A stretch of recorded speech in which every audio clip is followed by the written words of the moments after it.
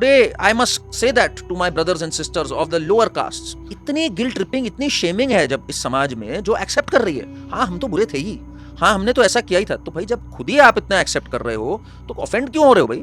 धीरे धीरे now that we are going back to our roots and rediscovering things, it is going to get very clear in the next 5 years. Hindus are the people जो introspect बहुत करते हैं, क्योंकि हमें सिखाया गया है अपने शास्त्रों के द्वारा अंदर झांको। इस व्यक्ति ने कहा था इफ यू सी अ ब्राह्मण एंड अ स्नेक, किल अ ब्राह्मण फर्स्ट, बिकॉज़ स्नेक का तो एक जगह वेनम होगा, ब्राह्मण का हर जगह वेनम होगा। इनको ये नहीं उम्मीद थी कि ये इतनी बड़ी जनरल चीज बन कास्ट जाएगी, ऐसे अप्लाई उड़ करेगी, जाएगा। पर क्यों नहीं करा? आरएसएस इज लाइक चलो इन द लार्जर इंटरेस्ट हमारे कुछ काम हो रहे हैं, बट हाँ हमारी ताकत कम हो गई। आप लोगों के ना शरीर से खेलिए, दिल एंजॉय, उनकी भावनाओं से आप खेल जाते हो ना जब, तो वो दिल टूटने वाली हरकत हो जाती है। तो जब बटन दबने वाला होता है ना, तो वो फ्रस्ट्रेशन निकल जाती है। बहुत पहले से I have been a very close watcher of Donald Trump's life. There were 4 senators who voted against the tariffs. और उससे पहले मैं आपको गोदी मीडिया का झूठ दिखाता हूँ। नेहरू जी ने कहा यार इस सब में मत पड़ो, अभी कुछ और करो।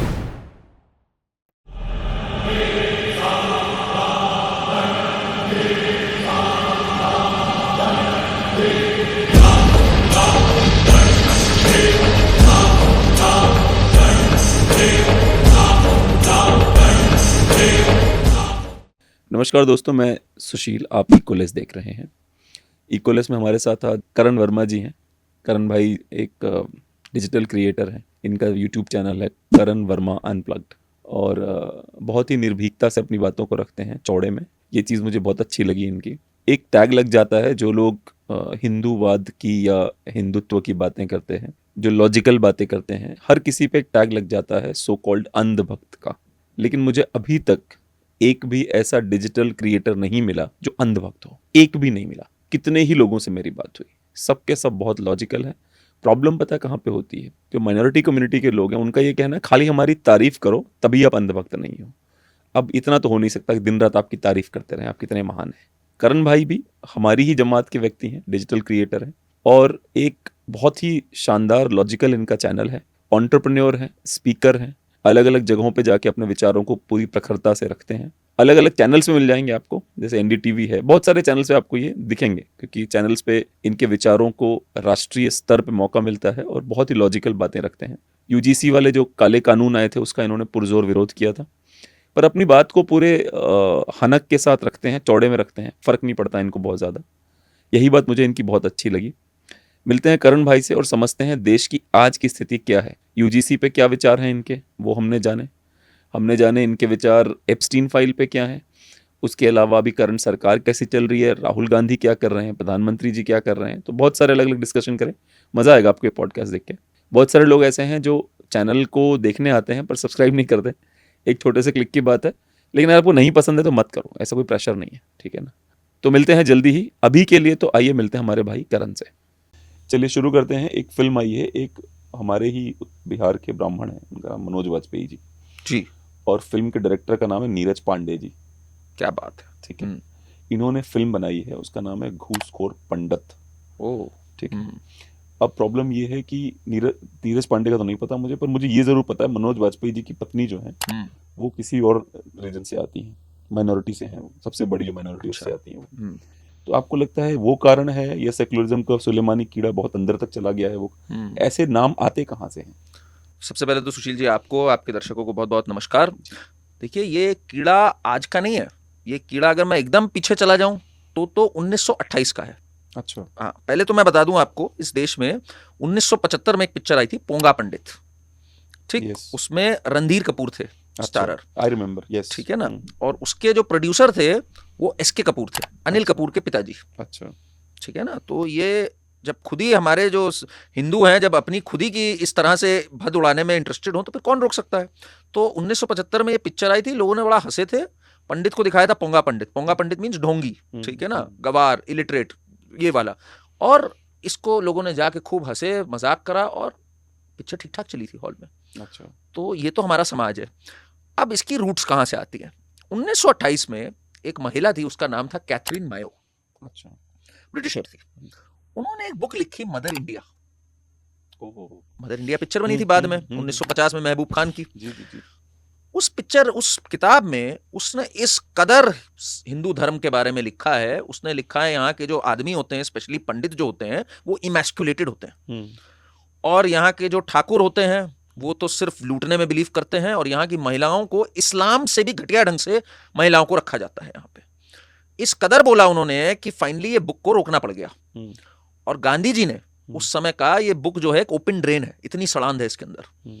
और बी.आर. अम्बेडकर जी ने जो अपनी पुस्तक है पाकिस्तान और द पार्टीशन ऑफ इंडिया, उसमें मेंशन किया कि इसने हिंदू धर्म की इतनी बदनामी कर दी है कि मैं क्या बोलूं, कि अम्बेडकर जी ने भी कम नहीं करी है, वो छोड़ दो बात, पर इन्होंने कहा, Ambedkar ji even the most biggest critic said कि दिस इज ऑब्नॉक्शियस जो हुआ है। अब इस बुक के बाद समाज बिल्कुल हिल गया कि भाई इतनी बेइज्जती हमारी हो गई। उसके बाद महबूब खान आए। महबूब खान ने कहा मैं एक पिक्चर बनाऊंगा मदर इंडिया, नरगिस को लेके, आपने देखी होगी, सुनील दत्त को लेके। हाँ, और वो इंडिया की पहली ऑफिशियल एंट्री थी to the Oscars, Mother India. उस पे जो सेंसर बोर्ड था उसने कहा भाई तुम वही वाली मदर इंडिया तो नहीं बनाने जा रहे हो जो कैथरीन मेयो की है। उसने कहा ना जी, मैं इसमें सही इमेज दिखाने जा रहा हूँ। तो लोगों ने कहा बहुत अच्छी बात है। सही इमेज इसने क्या दिखाई, और बद से बदतर कर दी। इसमें इसने एक सुखी लाला दिखाया कि जो ठाकुर है वो सिर्फ चूसने के लिए लगा है, आपका पैसा कैसे चूस सकता है, वो बेचारी महिला के साथ बुरा कर रहा है वो। और जो आपका पंडित है, वो नरगिस का कैरेक्टर, जो कि राधा नाम है मेरा ख्याल से कैरेक्टर का भी, उसने अपनी मदर इन लॉ का क्रिमेशन करके आ रही है, और पंडित कह रहा है मुझे तो भोजन खिलाओ। तो दिखाया जा रहा है कितने करप्ट हो सकते हैं। यहाँ तो घूसखोर पंडित है, तब करप्शन दिखाया। और इसने इसको लपेट दिया कि देखो भारतीय नारी कितनी महान होती है कि इतना अत्याचार सह रही है। ऐसे इसने रीपैकेज किया, और भारत ने फिर से इसको लैप अप कर लिया। भारत ने कहा ये वो वाली मदर इंडिया नहीं है, ओनली टू नो कि सटल वे में it's even worse actually.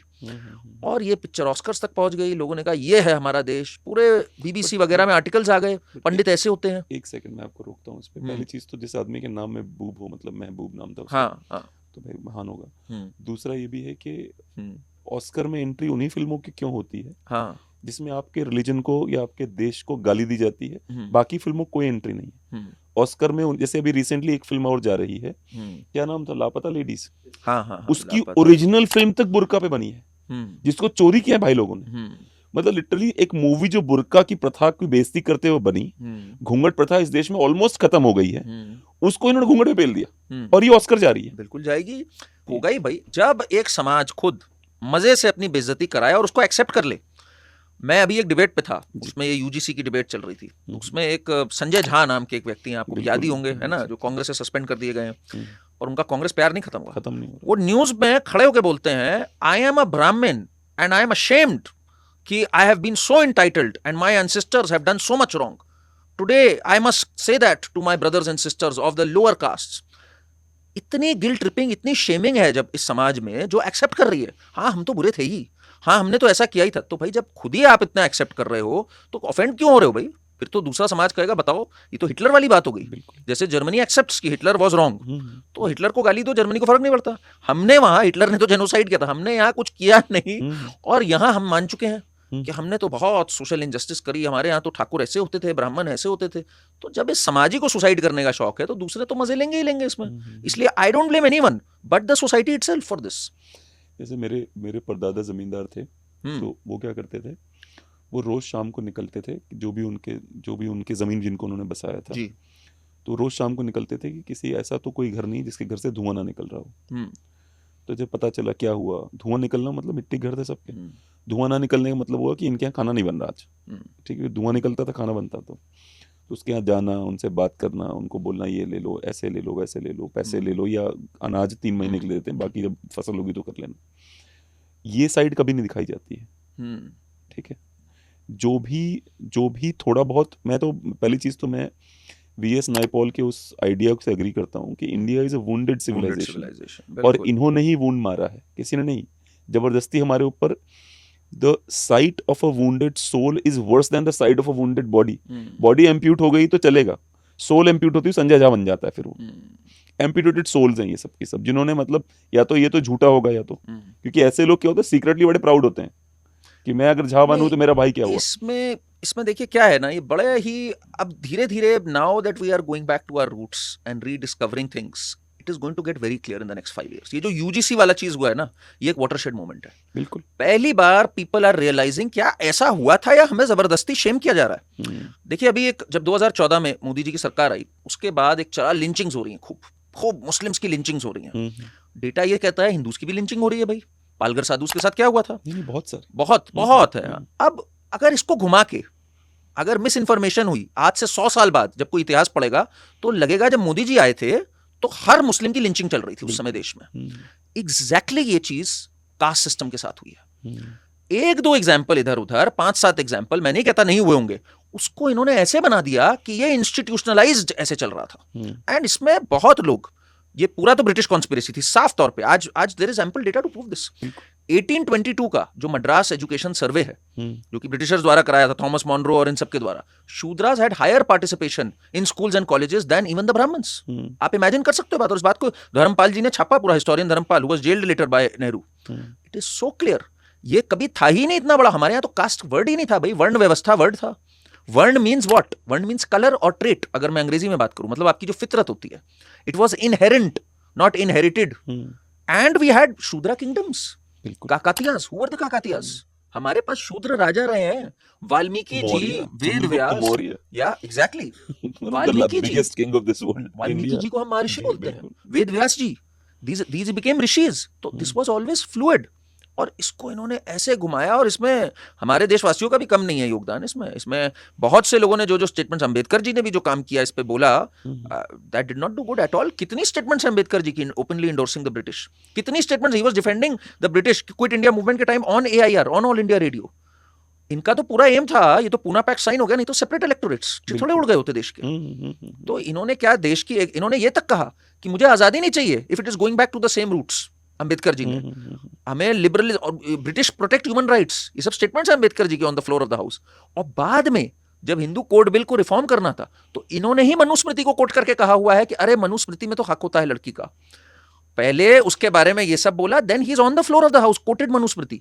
But अब ऐसा हो गया है कि भाई you can't scrutinize these people. Gandhi ji को आप स्क्रूटनाइज नहीं कर सकते, अंबेडकर जी को आप स्क्रूटनाइज नहीं कर सकते, पीछे पड़ जाएंगे लोग आपके. ये क्या हो गया? ये दे आर ह्यूमंस भाई. इस देश में भगवान राम को स्क्रूटनाइज किया जा सकता है, इनको नहीं किया जा सकता. मैं यहीं पे रोक रहा हूँ ना आपको. जब भगवान राम को पहली बार स्क्रूटनाइज किया गया था, तभी अगर सड़क पे उतर के एग्जाम्पल सेट कर दिए गए होते, जिस बार पहली बार मनुस्मृति चलाई गई थी तभी उतर के एग्जाम्पल सेट कर दिए गए होते, तो अब दोबारा किसी की हिम्मत नहीं पड़ती.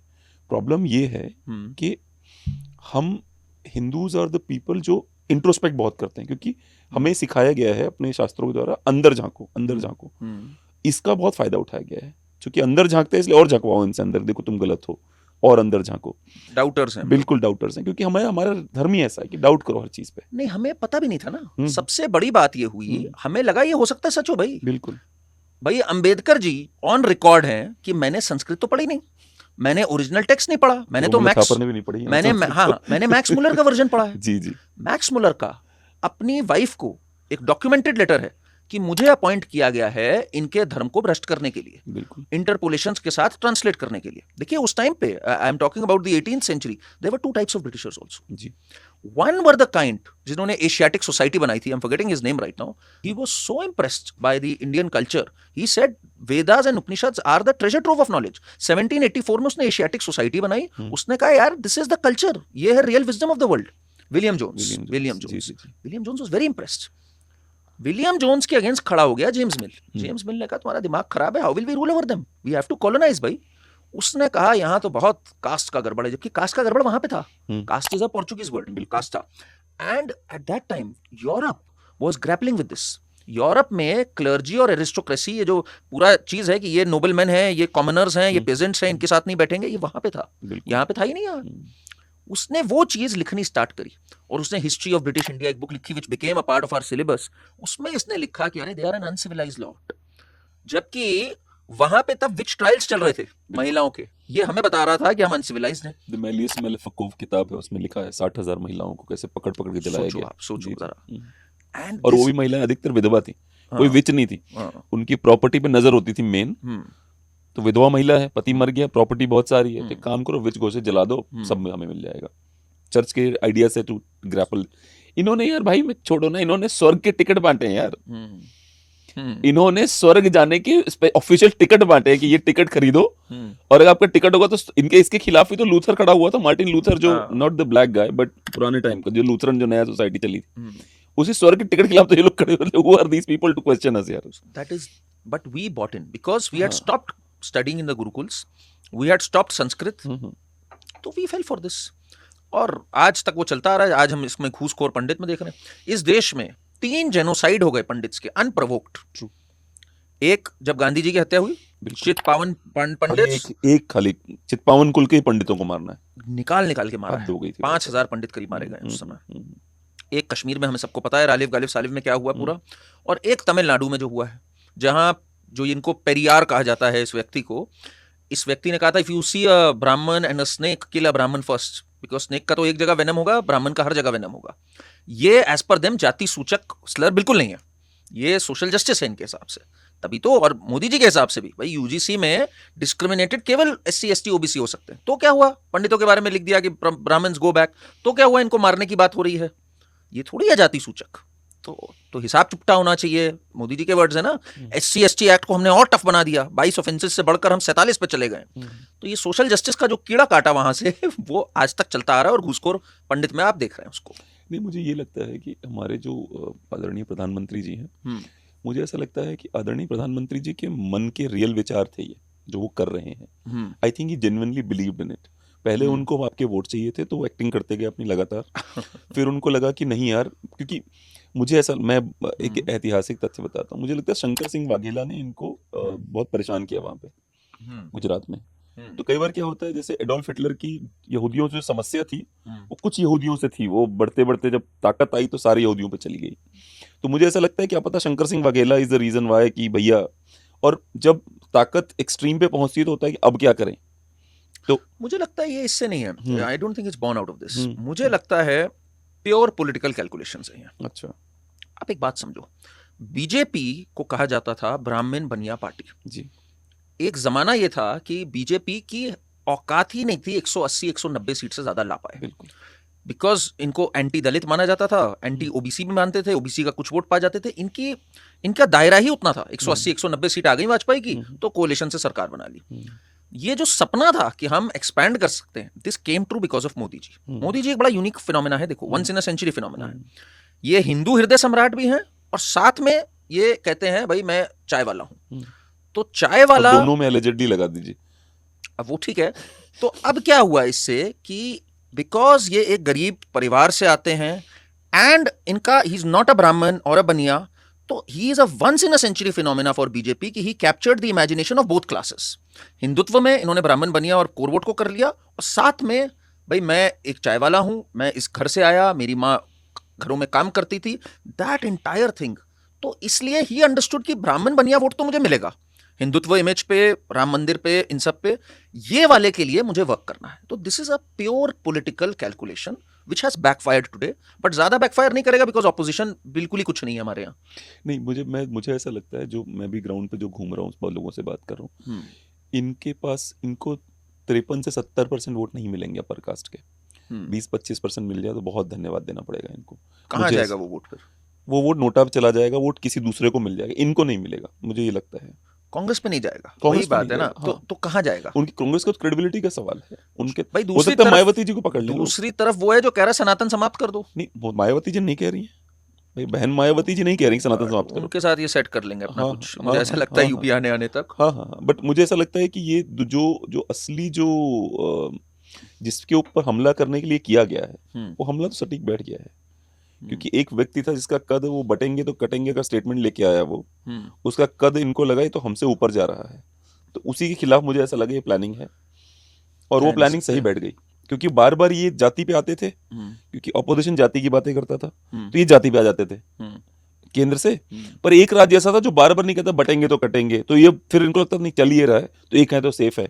But at the same time they can't loose UP ना। 2027 अगर ये यूपी हार गए इस पूरे में, तो ये इनका 29 भी फिर खतरे में आ जाएगा। यूपी तो हार जाएंगे, मुझे ऐसा लगता है। पहले नहीं लग रहा था, अब लग रहा है मुझे। आपको लग रहा है ऐसा? हाँ, तो यूपी विल बी फिर वेरी ये टफ। डेलिबरेट नहीं हो सकता, बिकॉज यूपी, मुझे ऐसा लगता है रेडी टू लूज यूपी, मुझे ऐसा लगा। बहुत बड़ी स्टेटमेंट है ये. If they are ready to lose UP, they are ready to lose 2029 then. Modi ji won't ever take that chance. मुझे ऐसा लगा इसको खत्म करते हैं, कोई बात नहीं, टाइप इसको नहीं खत्म होता. नहीं करने की सोच सकते हैं. Because मोदी जी, देखो आपको बताऊं जितना मैं समझ पा रहा हूँ चीज को. एंड यू नो बेटर यार, because you sit there. Because देखिए एक बड़ा क्लियर बात है, हु आफ्टर मोदी, ये एक बहुत बड़ा क्वेश्चन है. And Modi ji wants to continue. अभी सिंपल सी बात है. So Modi ji would never want कि ये जो चल रहा है, whether it is Amit Shah, whether it is Yogi, इस पे कभी भी एक क्लैरिटी आए. And he always wants to be that unifier कि देखो अभी क्लैरिटी नहीं आ रही है, let the buck stop at Modi ji, let Modi ji continue. तो ही वुड नेवर वांट कि कोई भी एक पलड़ा ज्यादा भारी हो. एंड ही वुड वांट कि 29 तक यार मिलके लड़ लो, 29 के बाद देखेंगे इसको. इसलिए I don't think Modi ji will take that chance in 2027. He will not experiment 2 years before his re-election. He would want कि भाई देखो अभी मुझे बनने दो, फिर बीच में मैं देखूंगा 31-32 में I will hand over to you, तुम इसको भी शांत रहना. दोनों को शांत कर देंगे मोदी जी, जितना मैं मोदी जी को समझ पाया हूं. Because he has 2029 in mind. He is on a roll after 2024. वो एक झटका लगा जो लगा, उसके बाद से he is been on a roll. He will not take chances with UP. इसलिए मुझे नहीं लगता ये डेलिबरेट है उसको शॉर्ट चेंज करने के लिए. How would they unify people Uttar Pradesh में, कैसे करेंगे वो तो बताइए.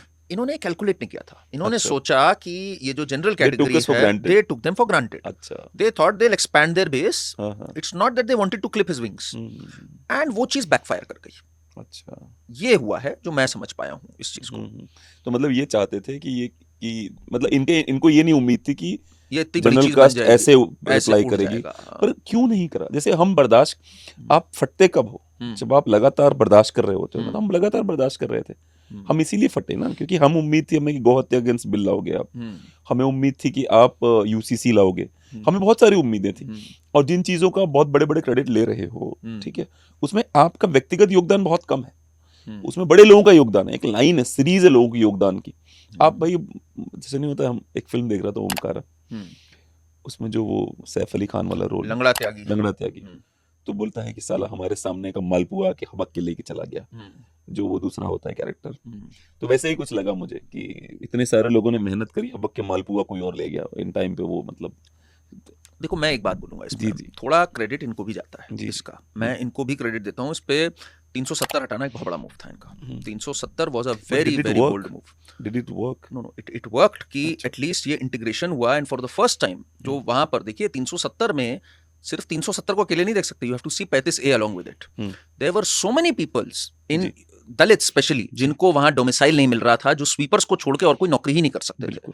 एथलीट, स्पोर्ट्स वुमेन, आज उन सबको डोमिसाइल मिला है. कश्मीर में ऑल सेड एंड डन, ये पत्थरबाजी और ये सब हटी है. ऑफ कोर्स पहलगाम हुआ, देयर आर दोज लैप्सेस जो हो रहे हैं, इसमें कोई शक नहीं है. इन्वेस्टमेंट्स भी बड़ी हैं. Can it be more? Of course it can be more. But 370 एक कमाल का मूव, और ये सबसे बड़ा मूव है इस सरकार का, मेरा मानना है. Historic move. अब मैं बात करता हूँ राम मंदिर की. राम मंदिर पे भी ऑफ कोर्स बहुत लोगों का योगदान है, बहुत बड़ा मूवमेंट है. But would it have been possible if not for BJP? नहीं हो पाता है पॉसिबल. लोगों को एक मिथ है, ये बोला जाता है कि अरे ये हुआ तो कोर्ट से है. आपका भी सवाल होगा, ये हुआ तो अंत में कोर्ट से है, जो कोर्ट में लिटिगेंट्स हैं वो होंगे. आपके यहाँ इस फोरम पे डॉक्टर सुब्रमण्यम स्वामी भी आए हुए हैं, उन्होंने भी बात बोली. एक बात मैं आपको एक फैक्ट बताना चाहता हूँ. 2016 में यही ओवैसी डॉक्टर स्वामी के साथ ही प्लेटफॉर्म पे होता था और हर जगह बोलता था कि अभी तो डॉक्यूमेंट्स ट्रांसलेट होंगे, अभी तो कब नंबर आएगा, अभी तो आपको पता ही नहीं है कितने साल आएगा. Documents were in Farsi, in Sanskrit, in Gurmukhi. There were 70,000 documents. Court में वर्डिक्ट तब आती जब ये पूरा ट्रांसलेट होके कोलेट होके सामने आता. ये डॉक्यूमेंट्स कहां पड़े थे? उत्तर प्रदेश में. किसको ये करना था? उत्तर प्रदेश के कल्चर एंड आर्कियोलॉजिकल डिपार्टमेंट को. अखिलेश की सरकार आई, उससे पहले मायावती की सरकार आई. None of them made it possible. Yogi ji की सरकार आई 2017 में, and the home ministry also took it upon itself कि यार इसको तुरंत ट्रांसलेट करो. रिकॉर्ड 7 महीने में ट्रांसलेट होके कोर्ट के सामने आ गए, जिससे कि वर्डिक्ट 9 नवंबर 2019 को आई. ये बीजेपी का बहुत बड़ा एफर्ट है इसमें. अगर बीजेपी की सरकार ना होती, ये आज तक केस चल रहा होता. तो ये भी एक सच्चाई है इस बात की, जो सच है बात. सो इसलिए they made it possible. Now they thought कि भाई हम राम मंदिर बनवा दिया, 370 दे दिया, अब और क्या चाहिए जनरल कास्ट को? और थोड़ी कुछ चाहिए. बाकी अब सब्सिडी, स्कॉलरशिप, रिजर्वेशन, ये बाकियों को तो उनका वोट बढ़ा हो. ये थी इनकी calculation, which badly backfired. And now we must rise इस पे कि भाई we should never be ever be taken for granted. देखिए यही होता है जब मोनोपोली होती है. In business when monopoly happens they take the consumer for granted. In politics when monopoly happens they take the citizens for granted. We need an opposition. एक तो just to let you know, एक एक महापात्रा जी हैं जिन्होंने गुरुमुखी को translate करने में बड़ी हेल्प करी थी, तो वो भी आए थे हमारे शो, बता रहे थे कि बहुत कह रहे थे मैं 17-17 घंटे काम करता था ताकि ये ट्रांसलेट हो जाए। तो मैं उसमें, लेकिन मेरा एक जो मोनोपोली का सवाल है उसमें ये है कि मोनोपोली तो इतनी तगड़ी है कि अगर मैं और आप डिसाइड करें कि हम हिंदुत्व के बारे में कुछ ऐसे टॉपिक्स पर डिस्कस करेंगे जो बीजेपी के नहीं है, और हम अपना एक पार्टी नहीं बना रहे, केवल एक संगठन बनाने की कोशिश करते हैं, you and I both will be destroyed completely. हमारी हिम्मत नहीं कि हम खड़े होकर एक संगठन बना सकें जो थोड़ा पॉपुलर हो जाए। क्यों? क्योंकि हर संगठन से थ्रेटन हो जाते हैं। जैसे बड़ी कंपनियां हो जाती हैं कि छोटी कंपनी जैसे उठने लगेगी, इसको खत्म करो, इसको खरीद लो, हर चीज से थ्रेटन हो जाना। मुझे कई बार ये फीलिंग क्यों आती है कि भाजपा को तो चलिए छोड़िए, आरएसएस जैसे महान संगठन को उसकी जीत ने उसे हरा दिया है, मुझे ऐसा लगता है। आपका क्या विचार है? तो मतलब हाफ फुल हाफ एम्प्टी वाली बात है ये। आरएसएस की कैलकुलेशन ये है कि ऑल सेड एंड डन, इतने सालों में 100 साल हो गए अब तो पूरे, अगर कोई एक सरकार आई जिसने हमारे सपनों को क्रियान्वित किया, जैसे 370 हटना, ट्रिपल तलाक हटना, राम मंदिर बनना, तो वो इसी सरकार ने किया। इस सरकार ने हमारी ताकत तो कम कर दी, वीएचपी और बजरंग दल को तो खत्म ही कर दिया इस सरकार ने, ठीक है। तो ठीक है, वही बात है, कुछ गम खाना पड़ता है, वो वाली बात है आरएसएस की। कब तक, ये एक प्रश्न है। आरएसएस इज लाइक, चलो इन द लार्जर इंटरेस्ट हमारे कुछ काम हो रहे हैं, बट हाँ हमारी ताकत कम हो गई है, तो it's a give and take bargaining. मुझे ऐसा लगता है अगले प्रधानमंत्री जो होंगे वो आरएसएस का उस पर ज्यादा कंट्रोल होगा। They would have learned their lesson with Modi ji कि अब जो अगले आएंगे, इसीलिए मुझे बहुत देवेंद्र फडणवीस ना बहुत डार्क हॉर्स लगते हैं। अच्छा, हाँ, the next PM is going to be an RSS person, out and out RSS person, typical जो उनका बंदा, टिपिकल RSS person जो इतना ओवर पावरिंग, ओवर डोमिनेटिंग नहीं होगा, ऐसी मुझे फीलिंग आती है। अच्छा, तो इनसे काम करा लिया, पता नहीं, मुझे योगी जी को देख के वो फीलिंग नहीं आती, पता नहीं क्यों। मुझे लगता है, आई थिंक जो बहुत ऑब्वियस होने लग जाता है ना कि ये बनेंगे, फिर वो नहीं बनते अक्सर। एंड लेट्स सी, अभी तो 27 ही आप बोल रहे हो, कठिन है। नहीं, मैं नहीं बोल रहा हूँ, मुझे ऐसा जो मैं, क्योंकि मैं एक बात बताता हूँ, आप लोगों के ना शरीर से खेलिए, दिल एंजॉय इट। उनकी भावनाओं से आप खेल जाते हो ना जब, तो वो दिल टूटने वाली हरकत हो जाती है। तो जब बटन दबने वाला होता है ना, तो वो फ्रस्ट्रेशन निकल जाती है। मैं आपको लिखित रूप में देने को तैयार हूँ। उस मोमेंट पे फ्रस्ट्रेशन आती है कि भाई मतलब यार इन्होंने हमारे साथ ऐसा किया, और ये फीलिंग है, ये फीलिंग है लोगों के अंदर। कांग्रेस करती, उनका क्रेडिबिलिटी का इशू बहुत पहले से रहा है, we don't trust them, but पहली बार उन्होंने ऐसा, दे बिहेव लाइक दिस, तो इसमें फ्रस्ट्रेशन बहुत गहरी है। और वो फ्रस्ट्रेशन पता नहीं मतलब क्या करेगी इनके साथ में, I have no idea. But अगर आप मुझसे पूछो तो somewhere I do not want Yogi ji to lose Uttar Pradesh, believe me, of course, ठीक है। so I try on my also on my level की, क्योंकि मुझे दिखता है कि समाजवादी पार्टी वाले तो मतलब वो तो बावले हो जाएंगे। राजकुमार भाटी जी यहीं आपके चेयर बैठे थे। अच्छा, 2 सवाल पूछे, मैंने उठ के बोले कि मैं जा रहा हूँ, मैं तुमसे पॉडकास्ट नहीं कर सकता। अच्छा, 17 मिनट में, हाँ, जबकि मैंने उन्हें पॉडकास्ट से पहले बताया कि साहब मैं ये सवाल काफी एक्सपोज करता हूँ उनको न्यूज चैनल्स पे, वो बौखला जाते हैं। हाँ, मैंने उनको बोला, मैंने साहब ये सवाल पूछूंगा, तो ही सेड कि that's the freedom he give me. He said कि सवाल पूछना आपका काम है, जवाब देना मेरा काम है, आप टेंशन मत लो, आप पूछो। तो भैया मैंने पूछ लिए, और मैंने पूछ लिए तो खड़े हो गए, भाई मैं तो निकल रहा हूँ, बहुत हो गया मेरा, मैं तुम्हारा जवाब नहीं दे सकता, चले गए वो। 17 मिनट के बाद उठ के चले गए। राम जी के विरुद्ध आपको करना होगा पॉडकास्ट तो बुलाओ उनको, उनकी स्पेशलिटी है राम जी के विरुद्ध बोलना, सिर्फ यही बोलते हैं वो, और कुछ नहीं बोलते। किसी सो कॉल्ड किसी और रिलीजन के बड़े आदमी की बात करते हैं कि वो जीवन का, वो सबसे बड़े हैं, जीवन जीने का वो मेथड है। तो मैंने उनको कुछ 4 एग्जांपल दिए उनके ही जीवन से, ऑफ द रिकॉर्ड। मैंने कहा ये आपको लगता है सबसे बड़े हैं? 4 एग्जांपल जो ऑथेंटिक वहीं के वहीं वेरीफाई हो गया। तो वो तुरंत उस पे चले गए कि दशरथ जी की भी 3 रानियां थी। सुन, मैं कह रहा हूं आपसे। तो मैंने उनसे कहा कि इसका मतलब रामायण माइथोलॉजिकल नहीं, हिस्टोरिकल है। अब उस पे वो कैसे बोले, क्योंकि पहले तो समझ रहे हो ना, चित्त भी मेरी पट भी मेरी, कि मतलब मैं ईमान नहीं लाऊंगा इस किताब पे, हमारी जो किताब है रामायण, मेरा कोई ईमान नहीं है, पर मैं ये जरूर बोलूंगा कि XYZ 4 साल बाद पैदा हुए थे अपनी माता से, तो तुम्हारा रावण भी तो 8 साल बाद पैदा हुए, तो भाई इस पे ईमान ला रहा है, तो ये बता दे मुझे। आप समझ रहे हो ना? तो वो दोनों नहीं कर पाते। मैं रोज डील करता हूं उनसे। हाँ, दोनों नहीं कर पाते, उनकी प्रॉब्लम यही है कि वो कहाँ जाएंगे, क्या करेंगे। एनीवेज, एक आपका जो एक बहुत इंटरेस्टिंग आपका वो था जो बॉलीवुड वाला किया था आपने, हाँ जी, क्योंकि वो बहुत बहुत इंटरेस्टिंग था, वो दैट वाज ऑसम, जो आपने डिटेल्स डाली हैं। आई वाज, आपके आने से पहले, चूंकि आप विलंब हो रहा था, मैं 11 बजे में बैठा था, मैं वही देख रहा था।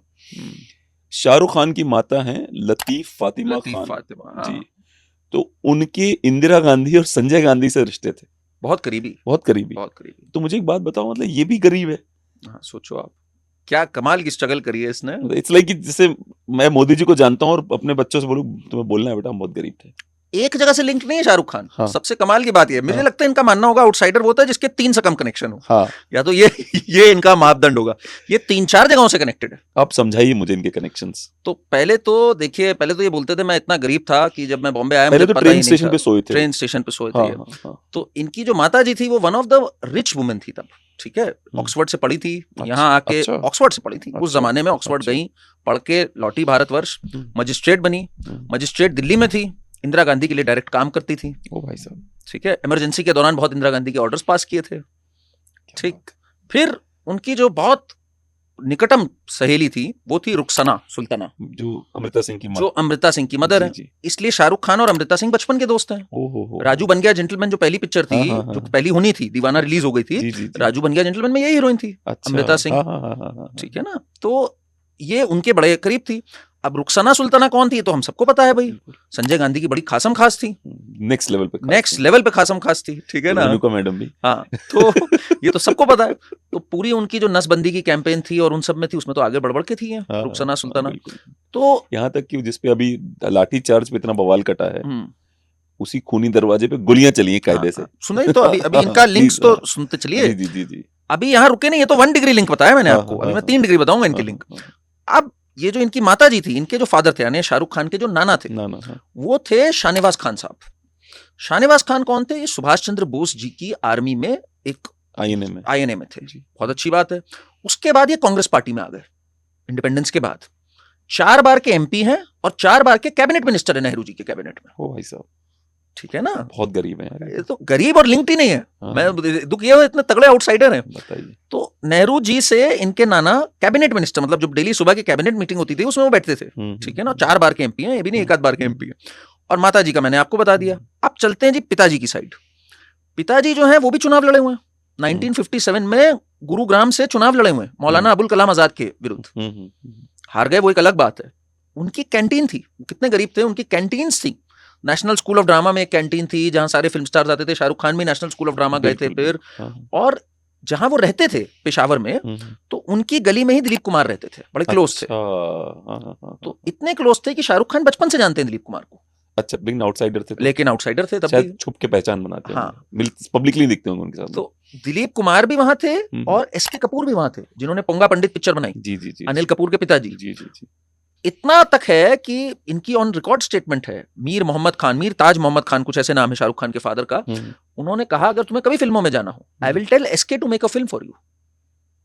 ठीक है ना। तो ये है इनके कनेक्शंस 3 जगहों से, नाना जी, माता जी, पिताजी, हर तरफ से वेल कनेक्टेड थे भाई शाहरुख खान। नहीं रहे होंगे, क्योंकि उनके हिसाब से तो बिल्कुल, मेरे ख्याल से उनका मानना है जब 4 तरह से कनेक्टेड हो, 3 को वो नहीं मानते। जब आप 4 तरफ से कनेक्टेड हो तो माना जाए। आरएसएस का था तो इसलिए वो कनेक्ट हो नहीं सकते।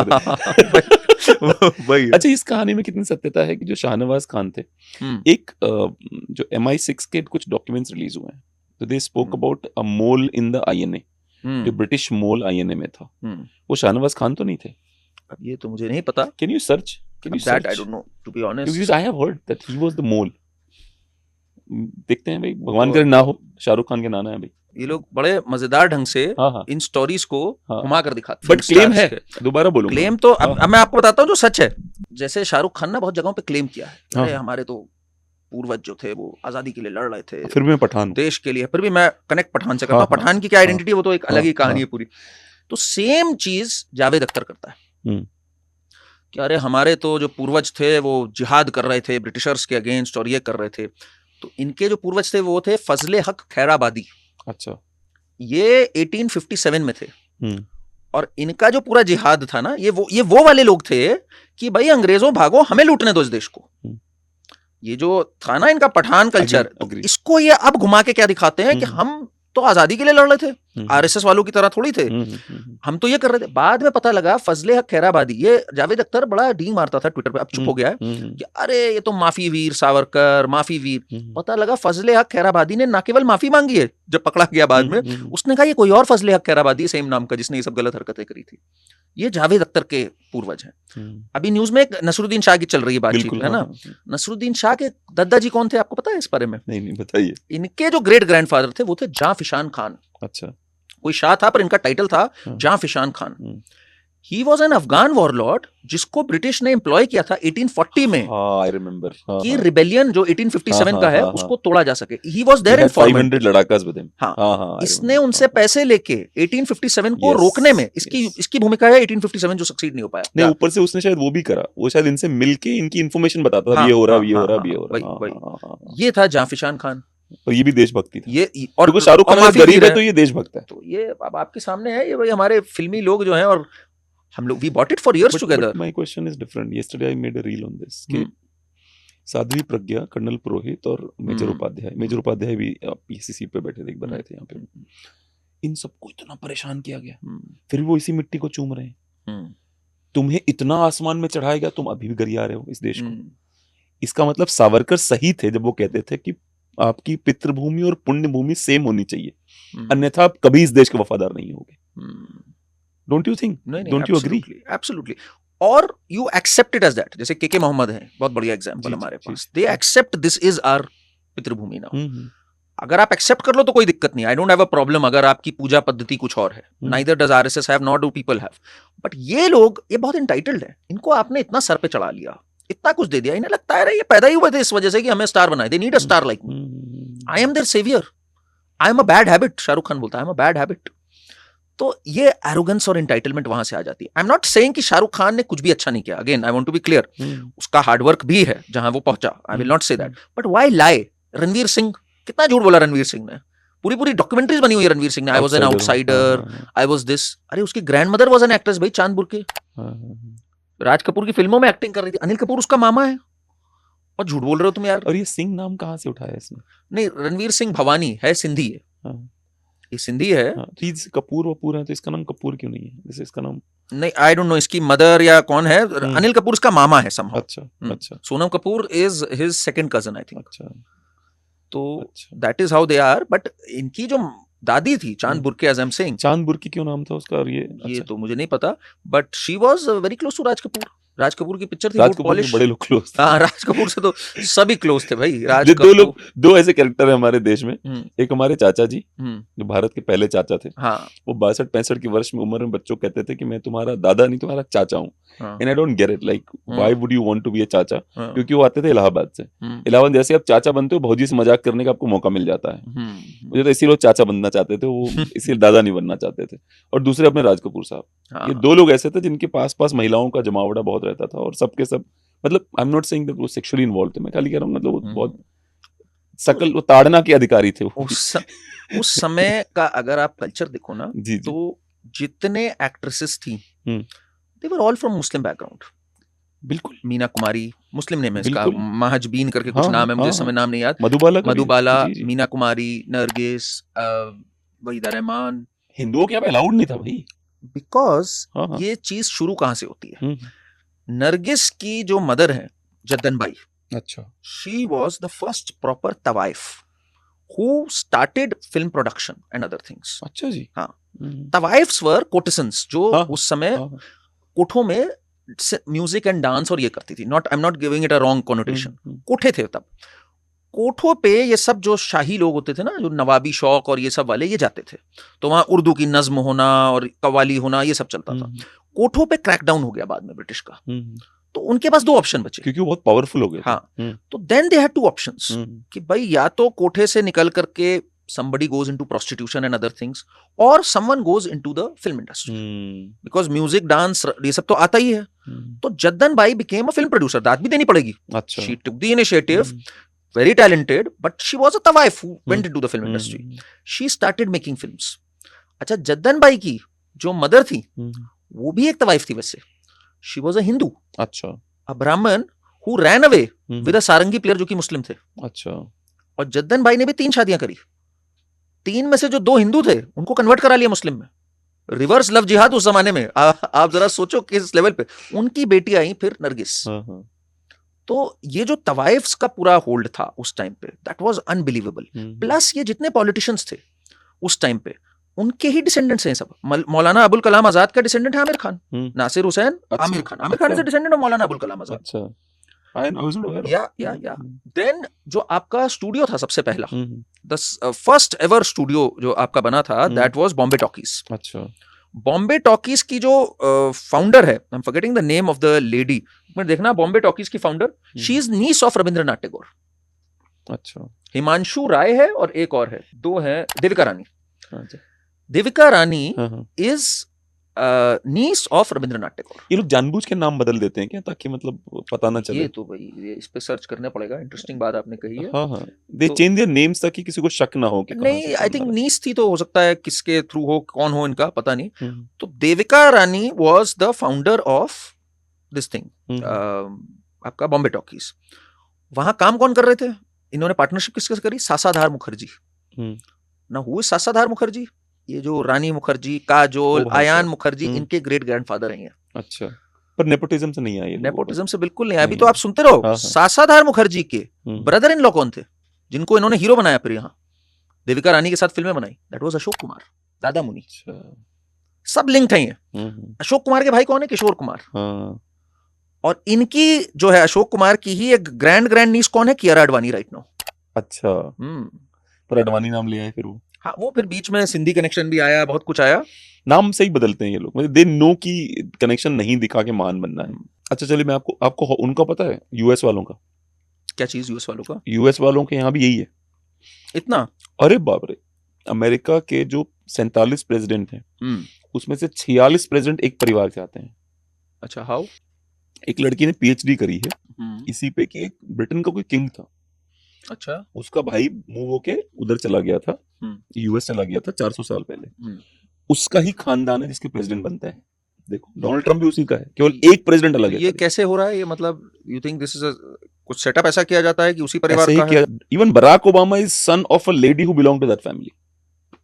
है? और ब्रैड पिट और बराक ओबामा कजिन्स हैं आपस में। Everybody is a bloody cousin to each other. Herbert Walker Bush, George Bush और बराक ओबामा, वो पिक्चर हट गई, मैंने देखी है भाई वो पिक्चर अपनी आंखों से। मैंने नहीं देखा, सुना है। Barack Obama is sitting, golf चल रहा है, और जो बराक ओबामा का जो दूसरा बाप था, हुसैन तो कोई और था, जो दूसरा बाप था उसका, वो और एचडब्ल्यू बुश गोल्फ के साथ खड़े हैं, स्टिक के साथ, और ओबामा और बुश, छोटा वाला बुश, दोनों गोल्फ कार्ट में बैठे हुए हैं।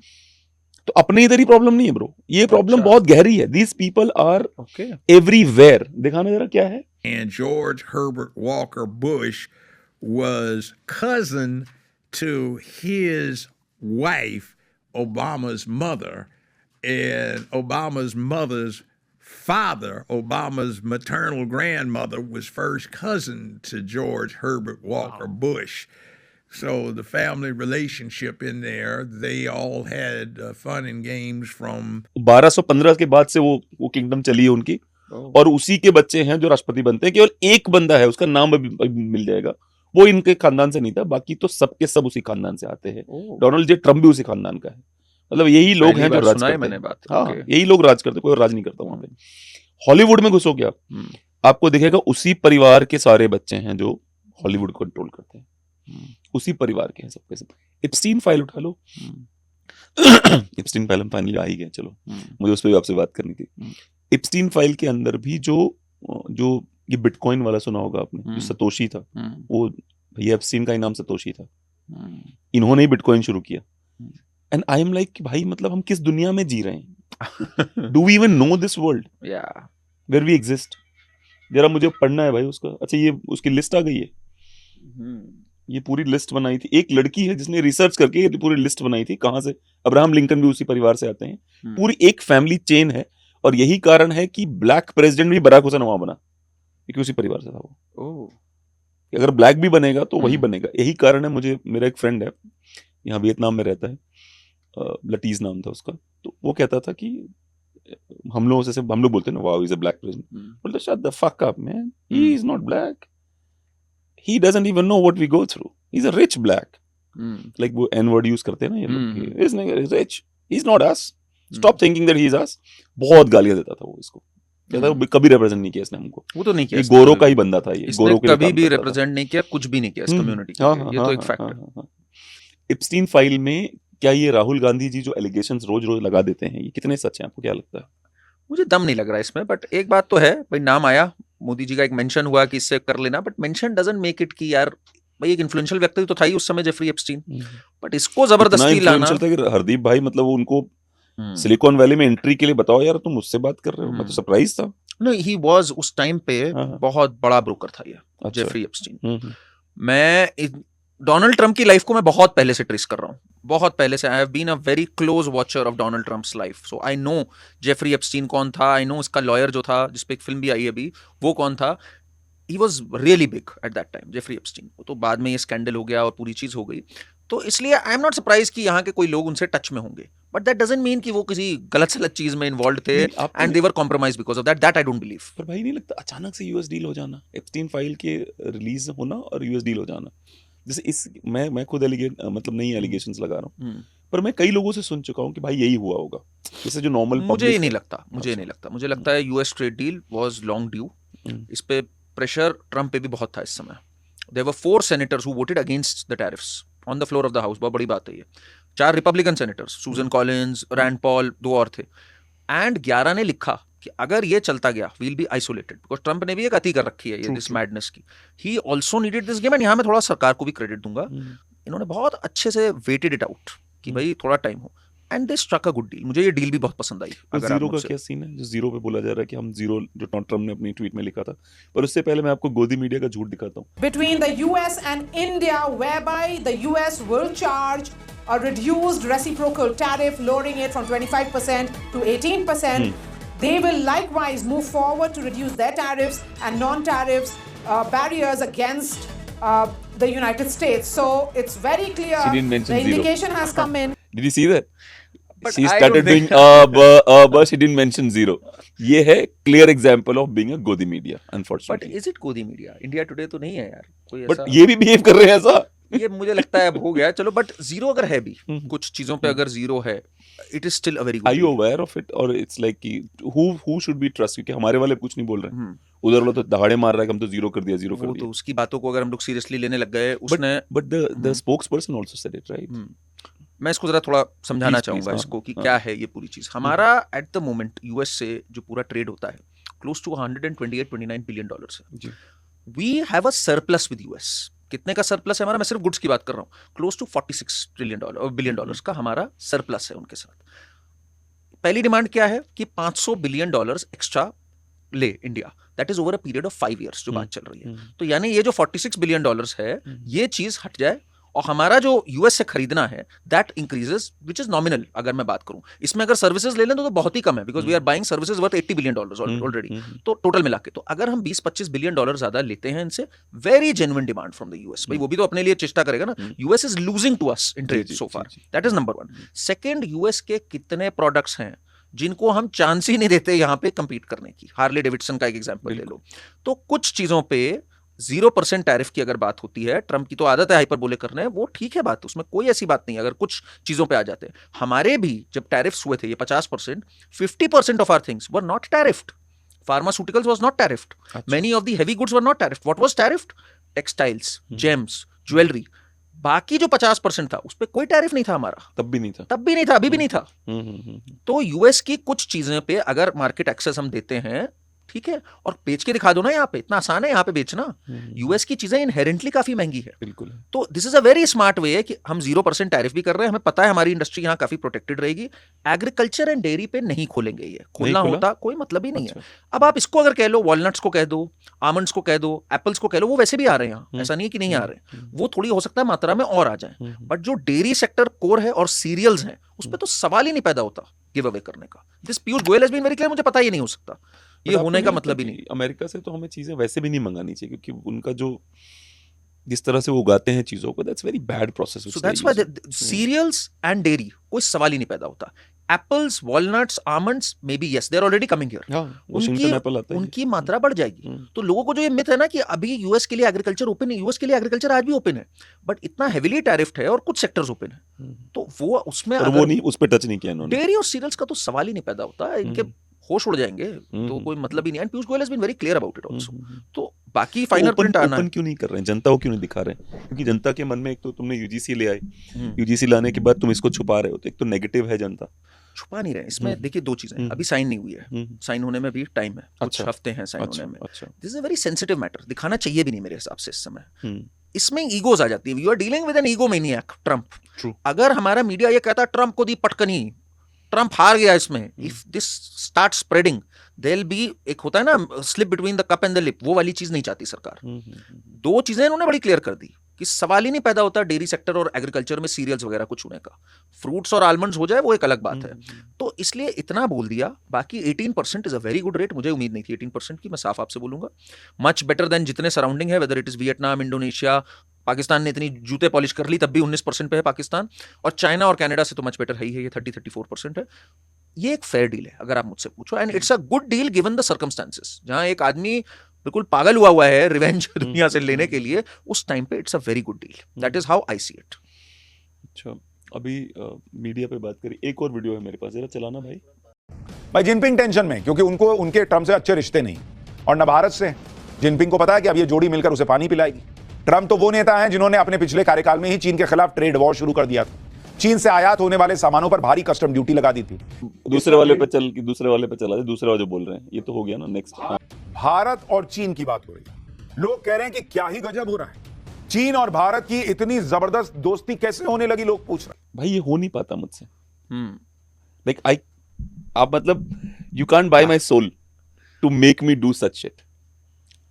ठीक है, वही बात है. मेरे मन को भाया, मैं कुत्ता काट के खाया. मेरे तो बढ़िया दोस्त है ये सुशांत भाई, हमारा तो रोज अच्छे इंसान है by the way. I loved him when he UGC पे. तो भाई इस बंदे, मैंने बोला सैल्यूट, पहली बार बोला सैल्यूट है सुशांत भाई. समझना चाहिए थोड़ा, मीडियम ऐसा है, थोड़ा बॉम्बास्टिक वे में बोला जाता है. Is a very good communicator Sushant. वैसे सुपर्ब कम्युनिकेटर और सुपर्ब एंकर. पाठशाला बहुत शानदार शो किया है. तो अब ये कई बार ऐसी चीजें हो जाती हैं कि भाई उस समय मोदी ट्रम्प के रिलेशन अच्छे थे, उस समय मोदी शीपिंग के थे, तो थोड़ा भाई ड्रामेटाइज करने में चीजें हो गई, वो हो जाता है. अच्छी दोस्ती निभा रहे हैं आप.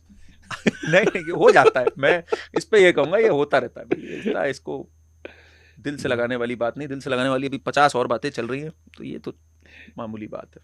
आपने अपने शो में कहा था कि जो कि बहुत अमेजिंग था, मुझे बहुत अच्छा लगा आपका वो जो आप SC/ST और इस पे कर रहे थे, यूजीसी पे कर रहे थे. जी जी. How political leaders like Narendra Modi, Amit Shah, Jawaharlal Nehru, इन लोगों ने हिपोक्रेसी, रिजर्वेशंस पे दिखाया. हाँ. और मोदी जी ने सुप्रीम कोर्ट के आदेश को पलटा, जो कि पहली बार 2018 के बाद पहली बार कोई हरकत ऐसी की गई थी. उस पे बताइए जरा डिटेल में. देखिए, बड़ी कमाल की चीज हुई है ये ऐसी चीज हुई है कि आदमी का जो वो मीम्स होते हैं ना कि ये हो क्या रहा है, सर चकरा रहा है, ये वैसे टाइप की चीज हुई है. Back in the day Congress party जो थी, नेहरू जी 53-54 में काका किलकर कमीशन बना था. जी जी. ओबीसीज का रिकॉग्नाइज करने के लिए बैकवर्ड क्लासेस को. नेहरू जी इंटरेस्टेड नहीं थे उसमें. नेहरू जी ने कहा यार इस समय मत पढ़ो, अभी कुछ और करो. और फिर इन्होंने एक लेटर लिखा 27 अक्टूबर 1961 में अपने सारे मुख्यमंत्रियों को कि यार मैं रिजर्वेशन के फेवर में नहीं हूं. It leads to second grade citizens. Officially on record है नेहरू जी ये बोलते हुए.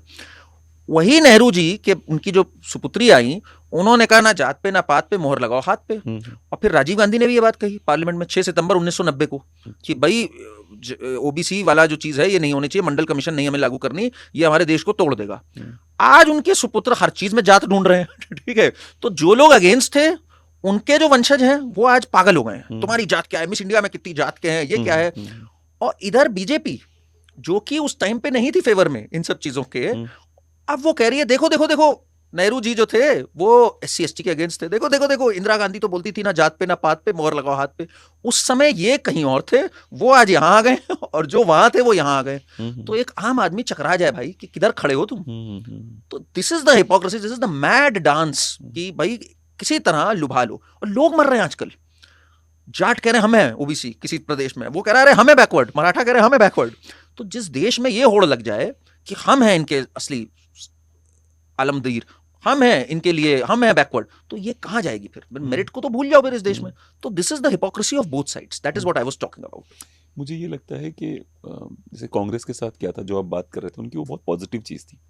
जब पॉजिटिव चीज़ें आप करते हैं तो उसकी एक बैंक बनता है कि बहुत पॉजिटिव है, और क्रेडिबिलिटी बनती है कि भैया ये मैं यही रखूंगा, जो उन्होंने किया लगातार. राहुल गांधी जी है, उन्होंने वो क्रेडिबिलिटी को निपटा दिया, अपनी कहीं और चले गए. उसी प्रकार से भारतीय जनता पार्टी की क्रेडिबिलिटी थी कि मैं हिंदुत्व पे रहूंगा, मैं हिंदुत्व से कहीं यहाँ वहाँ नहीं घूमूंगा, और मैं एक है तो सेफ है वाले स्टाइल में रहूंगा.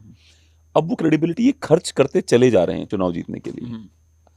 अटल Bihari Vajpayee never compromised on his credibility, क्योंकि उन्होंने ये भी कहा था अटल बिहारी वाजपेयी ने कि अब मैं भारतीय जनता पार्टी तोड़ दूं तो अभी सरकार बना लूंगा खड़े खड़े में.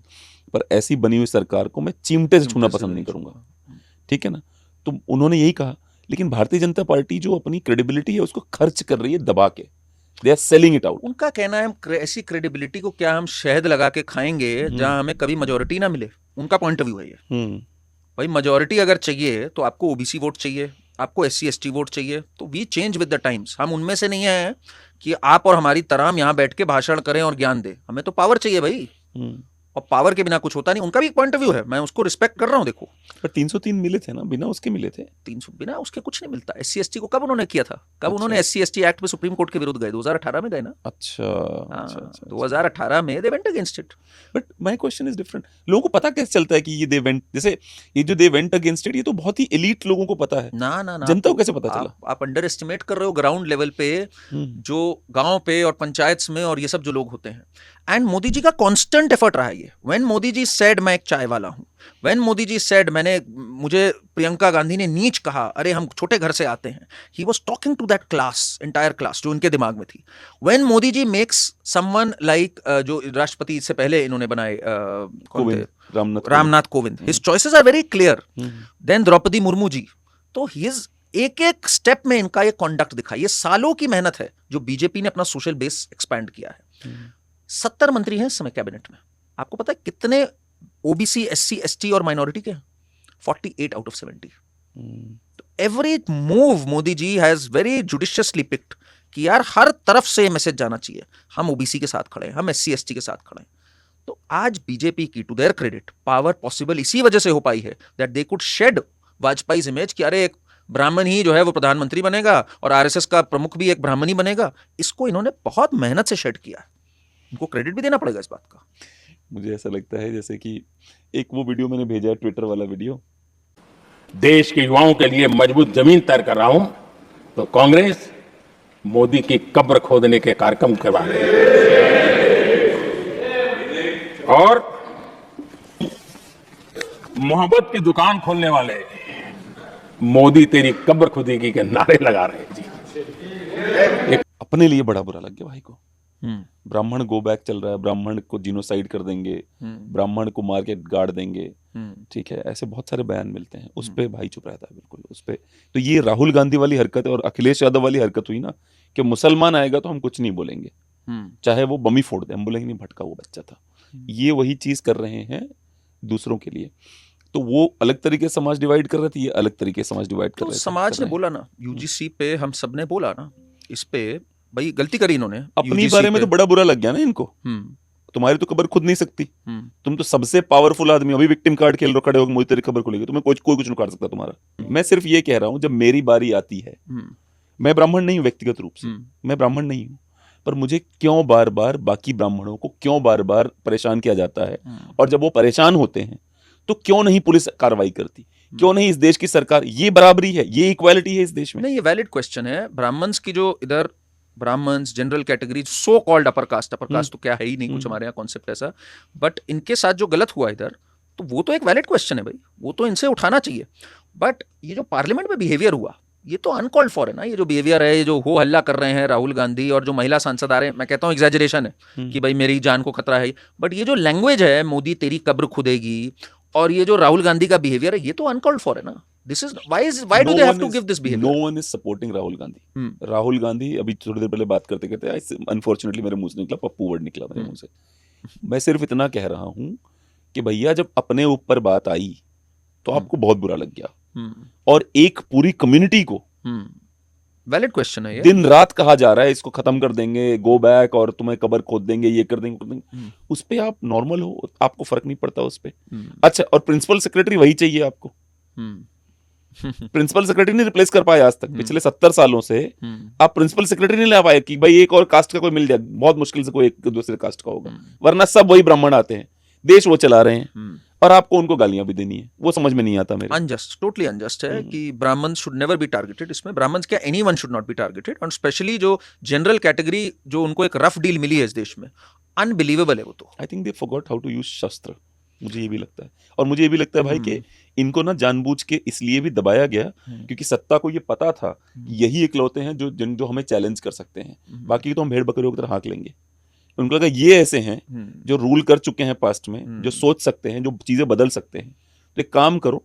तो सबसे ज्यादा हमला हुआ क्षत्रियों पे, सबसे पहले उनको निपटाया गया। ब्राह्मण तो अब पीछे पड़ गए उनके, क्योंकि अभी वो ताकतवर है। क्षत्रियों को तो जमीन में घुसेड़ दिया उन्होंने उठा के, अब ब्राह्मणों के पीछे पड़े हुए हैं, मुझे ऐसा लगता है। और I am very upfront about it from day one.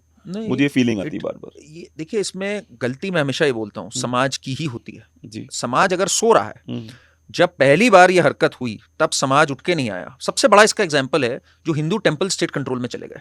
एक टाइम पे था, ये HRCE तो बाद में बना, जी जी जी। This was just for all religious sites. True. सड़क पे कौन उतरे? मुस्लिम सड़क पे उतरे, सिख भी उतरे सड़क पे कि हमारा गुरुद्वारा हमारे अंडर कंट्रोल में रहेगा, सिख गुरुद्वारा प्रबंधक कमेटी रहेगी। हिंदू चुप रहा। लीडर्स कौन थे उस समय? यही सब थे जो थे, नेहरू तो थे ही थे, बाकी तो हिंदू कम्युनिटी देखो लीडर से भी उनके ज्यादा तो हिंदू होने पे भी डाउट है कई लोगों को। तो वो तो नहीं, plus the Hindu community kept sleeping ना। आप कैसे सोते रहे भाई इसके अंदर? आपने कैसे नहीं इस पे कुछ आवाज उठाई? आपके सामने, मतलब मैं तो असम का अगर एग्जांपल दूं आपको, ऐसी ऐसी चीजें हुई हमारे देश में। तो एक आदमी था मोहम्मद सदुल्ला, इसको कहा जाता था जिन्ना ऑफ द नॉर्थ ईस्ट। ठीक, तो हुआ क्या था 1937 के आसपास कांग्रेस ने रिजाइन कर दिया कई स्टेट से, क्योंकि वो नाराज हो गए ब्रिटिश से। वैसे तो ब्रिटिश से बड़ी बढ़िया साठगांठ थी नेहरू जी की, गांधी जी की, पर उस समय उन्होंने वर्ल्ड वॉर 2 में जाने का फैसला कर दिया और नेहरू जी गांधी जी बड़े नाराज हो गए, भाई हमें कंसल्ट नहीं किया आपने। तो इन्होंने कई राज्यों से रिजाइन कर दिया। As if you were mattered. हाँ, now when they resigned, Muslim League जो डन एंड डस्टेड पड़ी थी पूरी तरह से, they were routed in elections before that, वो तो दे केम बैक 4-5 साल बाद। उन्होंने कहा यार ये तो बहुत अच्छा मौका है, हम सरकार बना लेते हैं। मोहम्मद सदुल्ला नाम का व्यक्ति, जिसे जिन्ना ऑफ द नॉर्थ ईस्ट कहा जाता है, जो मुस्लिम लीग में उस टाइम पे नंबर 2 नंबर 3 का आदमी था आफ्टर जिन्ना, उसने वहां पे प्रीमियर बना। उसने वहां पे जितने मुस्लिम्स इमिग्रेट कर सकता था, हाउ असम का पढ़ना चाहिए कैसे इतिहास खराब हुआ, 7% मुस्लिम से 19 से 29 ऐसे इसने बढ़ाया वहां। तो लॉर्ड वेवल ने कहा यहाँ किस लिए बुला रहे हैं उनको? उसने कहा यहाँ खेती करनी है, इसलिए मुझे लेबर की जरूरत है। उसने कहा तुम्हें खाने की खेती करनी है, मुसलमानों की खेती करनी है। And this Saadulla later on did not go to Pakistan and he became a part of the Constituent Assembly. टोपी पहने हुए फोटो होगी उसकी, आप अंबेडकर और नेहरू जी इन सबके बगल में अगर देखोगे सदुल्ला की, इसने वो टोपी पहनाई, इसको हम सब ने मान लिया। बाद में इसके साथ हिंदू भी घूमते थे, मुस्लिम भी घूमते थे, ईद मनाने भी इसके घर जाते थे। तो क्या करोगे आप ऐसे लोगों का? पर मुझे ये समझ में नहीं आता कि जैसे ये जो मोहम्मद सदुल्ला ही गया भी नहीं पाकिस्तान, ऐसे बहुत हैं। मुझे चलिए एक और सवाल पूछता हूँ। मेरे सवाल से कई लोग चिढ़ जाते हैं मुझसे, कहते हैं मैं शल्यवाद कर रहा हूँ। शल्यवाद का मतलब होता है, शल्य नहीं, कर्ण को बेइज्जत करते थे। मैं शल्यवाद अगर कर रहा हूँ और हिंदू साइड को लगता है मैं शल्यवाद कर रहा हूँ, तो कहीं ना कहीं हिंदू साइड ये मान के चल रही है कि वो कर्ण की तरफ खड़े हैं, वो पांडव की तरफ नहीं। इसका मतलब हार की तरफ खड़े हो चुके हैं। अगर इंट्रोस्पेक्शन आपको शल्यवाद लग रहा है, मतलब आप मान रहे हैं कि कौरव हैं, पांडव ने, अब जीतेंगे नहीं। बोलिए तो मैं बताऊं शल्यवाद है कि नहीं, क्या आप बोलने जा रहे हैं? शल्यवाद ये है कि जिस रिलीजन के लोग दिख रहा है आंखों से कि सब खत्म होता जा रहा है। औरंगजेब जैसा ताकतवर बादशाह, ना संविधान था, ना सुप्रीम कोर्ट थी, कुछ नहीं था। मैंने बोला बात खत्म। वो असम में नहीं घुस पाया। संविधान, सरकार और सुप्रीम कोर्ट ने असम को 40-45% पहुंचा दिया। तो जो हिंदू समाज इस प्रकार से अपने ही बर्बादी का जश्न मनाता है, पारसियों की तरह उनको निपट जाएंगे कुछ दिनों में। अलग अलग पॉकेट्स मिलेंगे आपको, कहीं इतने कहीं इतने। दुख इस बात का है कि इस देश में जिनको बहुत सेलिब्रेट किया था सरदार पटेल, उन्होंने बिना मतलब 562 रियासतें मिला ली, वरना कहीं एक तो हिंदू रियासत बच जाती। भाई ये जो है वो इजराइल की तरह हिंदू राजा हैं, इनकी जनता पूरी हिंदू है। ये तो थोड़ा ज्यादा होगा कहना। I think I'm telling you what I read, I'm just telling you कि भाई मैं पढ़ने के बाद समझने मुझे ऐसा लगने लग गया धीरे-धीरे। नहीं देखिए, इसमें सरदार पटेल ने पहली बात तो बहुत कमाल की चीज करी, जो 562 रियासतों को जोड़ा। नहीं तो फ्रैगमेंटेड होते, वैसे ही फ्रैगमेंट होने से क्या होता है, आप कह सकते हो कि आज भी फ्रैगमेंटेड है, फिर भी एक यूनिटी है आज। अगर ये भी नहीं होती, एकदम अलग होते, वी वुड हैव बीन अनाइलेटेड। हमारे साथ जो कश्मीर में हुआ वो कई जगहों पे होता जो होता। आपका जो सवाल है कि भाई हम लोग क्यों ऐसे हैं जैसे हैं, हमारे में हमेशा से एक डाउटिंग थॉमस रहे हम लोग। और पूरी भगवत गीता चक्कर क्या, हमारे यहाँ लोग मंदिर तो जाते हैं और हमारे ग्रंथ और हमारे भगवानों से कुछ सीखा नहीं लोगों ने। श्री कृष्ण से किसी ने नहीं सीखा। अगर आप बात करो, Arjun represents that doubting mind, but Shri Krishna represents that clarity. तो ही वाज सो क्लियर। और कभी भी हमें यह नहीं कहा गया कि आप सीधे पेड़ बन के कट जाओ, जैसे चाणक्य कहते थे। अगर शकुनी टाइप बुद्धि है तो आपको कृष्ण टाइप होने की जरूरत है। वो लोगों ने सीखा नहीं उनसे। लोग हरे कृष्णा तो बोलते हैं, इस्कॉन में जाके डांस भी करते हैं गानों पे, बहुत अच्छी बात है, भक्ति भाव भी बहुत अच्छी बात है, पर शक्ति भाव नहीं सीखा जो श्री कृष्ण में था। और हमारे लोग ऐसे हैं, देखो कभी वो, एक तो एक बात मैं आपको बता दूं, इंसान जल्दी से नहीं समझता कोई चीज। अगर आप सोच रहे हो माइंडसेट एक दिन में चेंज हो जाएगा, दशक में चेंज हो जाएगा, सेंचुरीज में नहीं चेंज होता। जब भगवान कृष्ण चले गए और अपना विराट रूप तक दिखा दिया दुर्योधन को, तब वो दुर्योधन नहीं समझा। 5 गांव का लेके गए थे ना उनके पास। भगवान कृष्ण ने जाके पितामह को, भीष्म को, इतने विद्वान को समझाया कि भाई तुम्हारी पहला जो प्रेफरेंस होनी चाहिए वो धर्म की ओर होनी चाहिए, ना कि तुम्हारी प्रतिज्ञा की। तुम्हारी प्रतिज्ञा की औकात क्या है भाई? नहीं माने पितामह भीष्म। द्रोणाचार्य से कहा भैया तुम्हारी पहली अलीजियंस इज टुवर्ड्स धर्म, द्रोणाचार्य नहीं माने, कर्ण नहीं माना। तो ये हमारे लोग हैं भाई, नहीं मानते, भगवान कृष्ण की बात नहीं मानी, तो हम और आप तो क्या हैं जो लोगों को समझा ले जाए? तो ये कंडीशनिंग है जो गलत चलती आ रही है। इसको हटने में जनरेशंस लगेंगे। थोड़ा सा भी लोग जागे हैं, सोशल मीडिया से जागे। अगर आप ये सोच रहे हो ये 1 मिनट में हो जाएगा, नहीं होगा। ये बुद्धि बड़ी गूढ़ बुद्धि है हमारे देश की, ये नहीं जल्दी से चेंज होने वाली। It will take generations more, but at the ऐसे टाइम पे what can I say, victory धार्मिक फोर्सेस ही की होनी चाहिए, भले ही वो कुछ गलत कर रहे हो। जैसे I still think Modi is needed as the prime minister. Yogi should win 2027. Why I say that? Not because I'm happy कि UGC में क्या हुआ, और आपकी तरह मुझे भी है ग्राउजेस कहीं, बट अभी भी इन्हीं की जरूरत है। ये आएंगे तो ये नैरेटिव आगे बढ़ेगा, ये आएंगे तो एक सिविलाइजेशन थोड़े फिर भी रहेगी। इनसे हम मांग सकते हैं चीजें, इनको चेक्स एंड बैलेंसेस दे सकते हैं, बट विदाउट देम तो सर्वनाश पक्का ही है, एक्सेलरेटेड सर्वनाश होता फिर तो। अगर कांग्रेस पार्टी आज पावर में होती तो वेयर वुड वी बी आज की डेट में? अगर होती। एक आपने चर्चा की थी, उनका जो एक बिल आया था, क्या नाम था? पीटीवी, कम्युनल वायलेंस बिल आया था। उसका नाम सीटीवी बिल का ही नाम ऐसे कुछ था, समथिंग कम्युनल वायलेंस बिल आया था इनका। समथिंग ऐसी कुछ नाम था। क्या था वो communal violence bill? Communal violence bill वो था जो कि 2014 में अगर ये जीत जाते तो वो क्रियान्वित हो जाता, उसका ड्राफ्ट तैयार हो गया था। इट सेड कि अगर कल को कोई भी कम्युनल इंसिडेंट होता है, बिल्कुल जैसे यूजीसी था, तो it is by default Jammu Kashmir में पंडितों की पिटाई कर दें, वहां के लोग जान से मार दें, हाँ, कहीं भी पूरे देश में it is assumed that the victims are going to be the minority. Any communal Hyderabad में कहीं हो, ये था कम्युनल वायलेंस बिल, ताकि हमारी माइनॉरिटीज प्रोटेक्टेड और एम्पावर्ड फील करें। इसलिए साला फील बड़ा करवाना चाहते हैं लोग, मतलब फील करो empowered। वो फील अगर हटा दोगे ना, हाँ। तो न्याय आ जाएगा। जैसे मुझे एम्पावर्ड फील करना हटा दूं मैं, तो न्याय पे रहूंगा मैं कि भाई तुझे फील मत कर, तू भी फील मत कर, जो न्याय है उस पर चलते हैं। देखिए, चुनाव फीलिंग्स पे जीता जाता है, तो इसलिए they will always use feelings, not that they are interested in this, they saw them as a clear vote bank.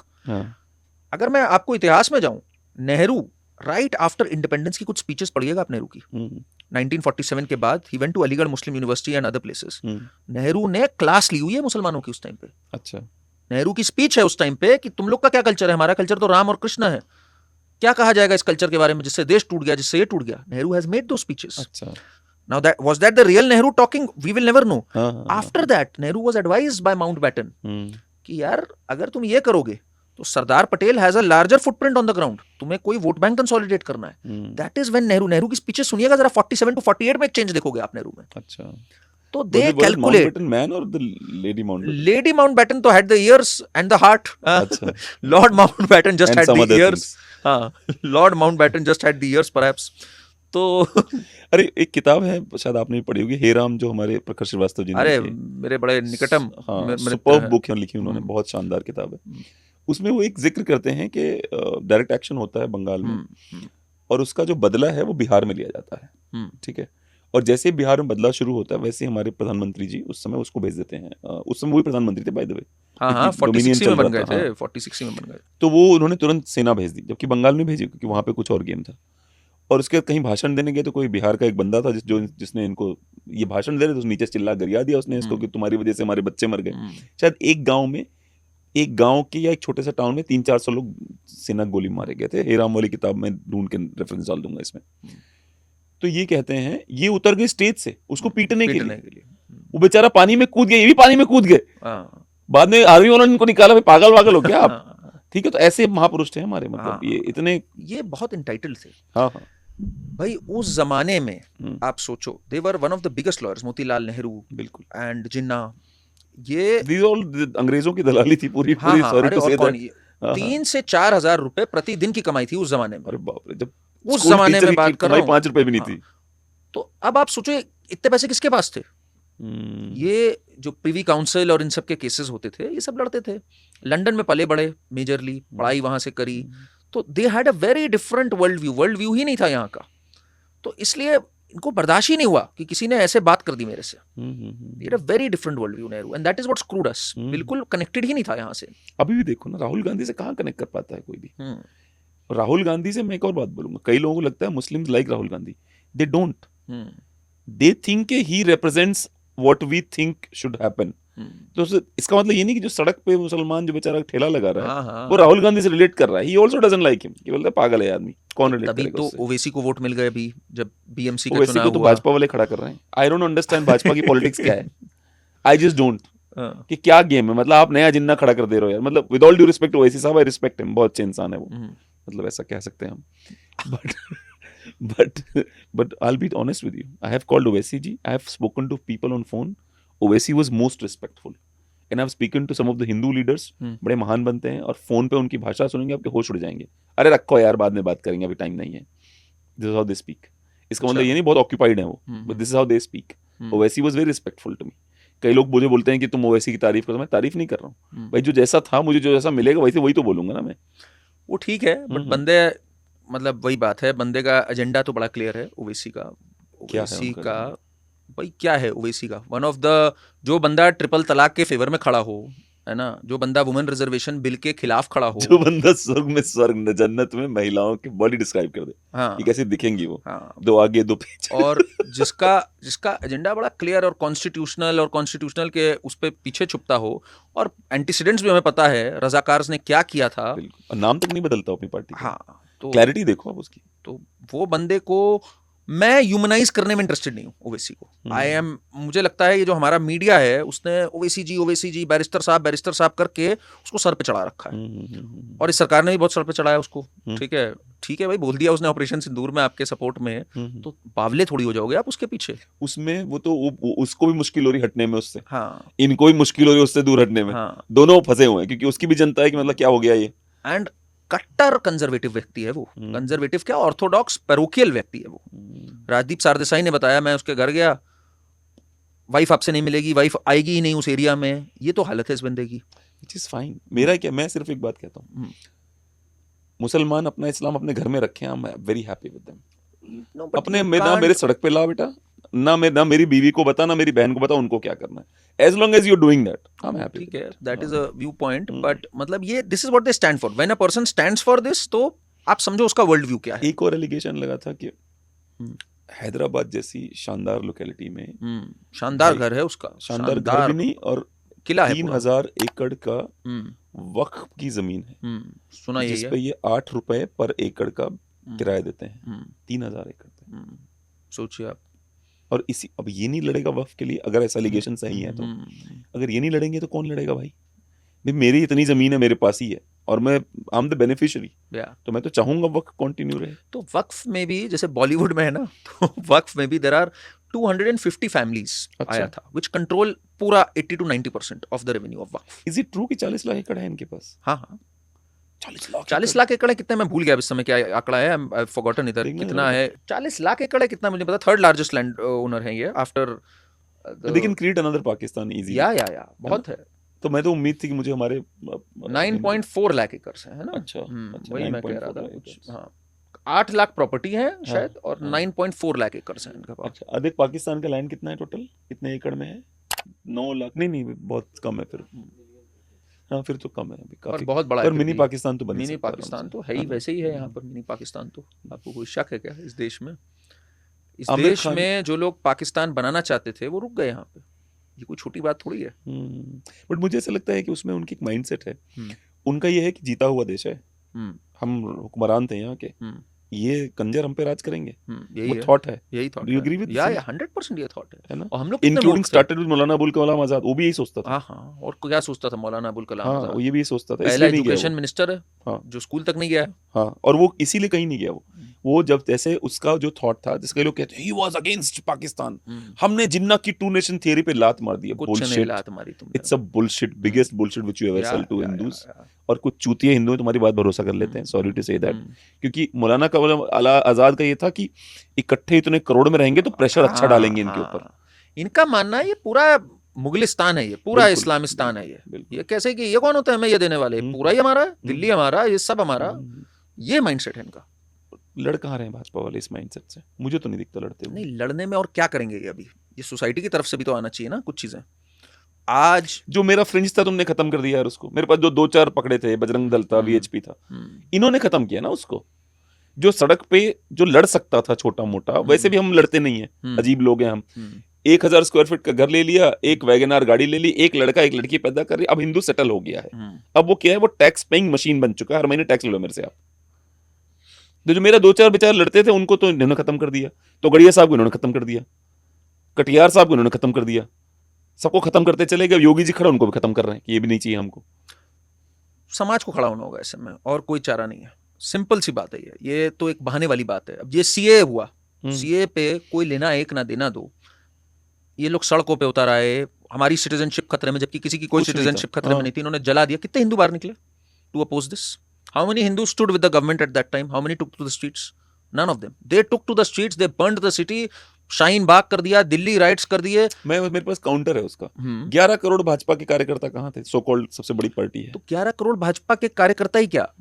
देखो वही बात है ना, मैं आपसे कह रहा हूँ, ये हम ही में से तो बने ना भाजपा के कार्यकर्ता जो बने हैं। तो क्यों नहीं बुलाया गया? क्यों नहीं एक एफर्ट डाले गए जो बाद में किया कपिल मिश्रा वो ने? आप कह सकते हो भाजपा को, बट हमारी भी तो गलती है। मेन तो ये हमारे में से ही निकले लोग हैं। बाद में जो कपिल भाई ने जो काम किया, जो वो हुआ था ना प्लान कि 17 और शाहीन बाग बनाएंगे, तो बाद में कपिल भाई खड़ा होना पड़ा। दिल्ली वाले जो आप जानते होंगे अच्छे से, खड़े हुए ना वो। पहले क्यों नहीं खड़ा कर दिया गया कि पहले खड़े हो जाओ यार, क्या फालतू में? बात आपकी ठीक है, आप कह सकते हो ये, पर इसका मेरा जो मेन चीज है, जो मूल है हर चीज की, हम लोग जो हैं, हमें साहसी होना है।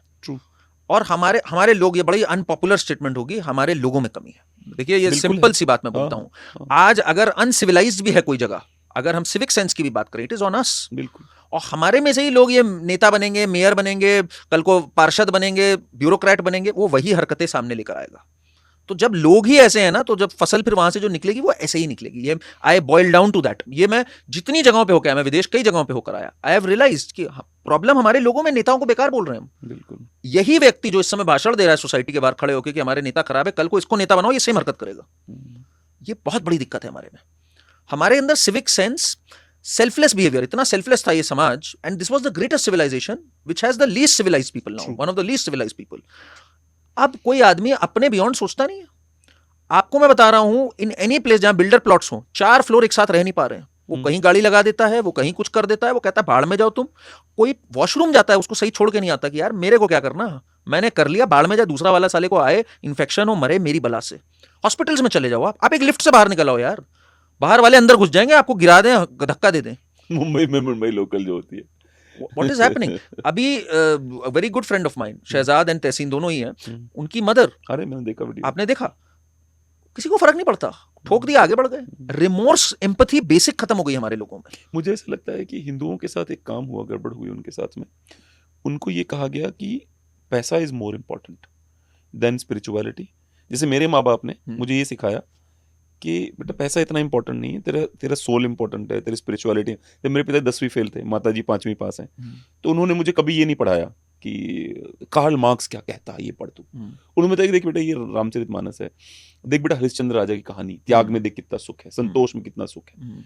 तो उस तरह से मेरी अपब्रिंगिंग होती गई। I am more interested in कि जैसे मेरी गाड़ी में I have one of the high and cars, किसी बाइकर ने ठोक दिया तो मेरा पहला सवाल होता है भाई आपको लगी तो नहीं, क्योंकि human body is more important that this bloody car and the bike. Right. पर मैंने ये देखा है कि नहीं, लोग मतलब कार टच नहीं हुई कि वो तलवारें निकल जाती हैं। ये कांस्टेंट जो एक डेप्रिवेशन थी, उसके बाद एक बहुत भारी सेल्फिशनेस का जन्म हुआ हमारे समाज में कि तुम अपना देखो, अपने परिवार का देखो, भाड़ में गए सब, अपना अपना देखो बस। तो जैसे जो रेफ्यूजीज भी आते थे ना, रोटी आई, उसने इसको धक्का दिया, अपनी रोटी खींची। But I still blame it on the society. अब तो वो जमाना चला गया ना, अब क्यों पागल हो रहे हो आप? एयरपोर्ट्स पे देखना ये चीज। अरे प्लेन के अंदर, एयरपोर्ट्स में जब लाइन होती, धक्का मुक्की स्टार्ट हो जाती कि हम पहले घुसेंगे, जैसे मिलेगा नहीं घुसने को। अगर अरे वो छोड़ो ना, जब प्लेन लैंड करता है तब लड़ने लग जाते हैं, चिल्ला रही होती है, अरे बैठे रहो बैठे। लोग पब्लिक फटाफट खड़े होके वो खोलना चालू, ये करना वो करना। हमारा एजुकेशन सिस्टम भी बकवास हो गया। अच्छा, लोगों को इस बात से फर्क नहीं पड़ता कि a man is touching another man's body। मुझे तो इसलिए नहीं खड़ा होता, पता नहीं कौन डिस्गस्टिंग चिपक जाएगा, मुझे तो इसलिए खड़े ही मत हो, साइड में बैठो। यहाँ कॉन्सेप्ट ही नहीं है ये। यहाँ आप हॉस्पिटल चले जाओ, प्राइवेट हॉस्पिटल चले जाओ, if I am going with my family member, I am scared कि किसी की कोनी ना लग जाए मोबाइल पे बात करते हुए, because people are not bothered. And the worst is, अगर आप उनको चेक कर दोगे, they will take it as an offence कि अच्छा बड़ा स्मार्ट बन रहा है, हमें बताएगा। ये हालत हो गई हम लोग की। तो ये बहुत सीरियस पतन हुआ है हमारे उसका। ये नेता बोलते नहीं है ये बात। एक बात और भी है कि जब हमने मुसलमानों को, क्रिश्चियंस को हमने कहा मलेच्छ हैं, मलेच्छ शब्द का मतलब होता है जो मल की इच्छा रखे, जो मेरे स्पिरिचुअली जो मुझे मल की तरह लगता है, looks like shit to me, कि जमीन है, बीवियां हैं और वो हीरे जवाहरात है, इसकी जो चर्चा एक नागा साधु और सिकंदर के बीच हुई थी। जब सिकंदर भारत आया था, नागा साधु ने उसको बताया कि तुझे कर रहा है तो मलेच्छपना कहते हैं, इसे मल की इच्छा कर रहा है तू, मैं तो कुछ और करता हूँ। तो सिकंदर वाज वेरी इंप्रेस्ड कि ये क्या कर रहा है जो मैं इतना करने के बाद मुझे नहीं मिल पाई, ये क्या ऐसा कर रहा है। तो हम जो मलेच्छ किसी और को बुला रहे थे, आज हम खुद मलेच्छ हो गए हैं। आपने बड़ा क्रूड वे में रखा इसको, but the bottom line is कि यस, हम लोग की सिविक सेंस अब खत्म हो गई है। हम लोग बहुत ही ज्यादा डिग्रेडेड हो गए हैं कई मामलों में, और बहुत रिवाइव भी हो सकते हैं। अभी भी मेरा कहना है हमारी जो धरोहर है उससे एडवांस तो कोई धरोहर ही नहीं है।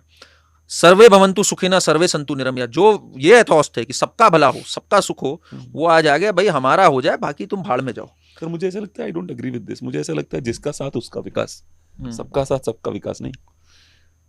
देखिए, मैं एक वर्ल्ड व्यू की बात कर रहा हूँ।